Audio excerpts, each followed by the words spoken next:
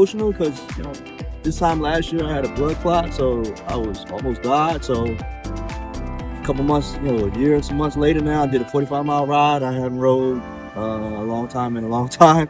So for me to finish a 45-mile ride feels absolutely wonderful. And not just that, but to see all these beautiful black people with all these beautiful black bikes it was beautiful.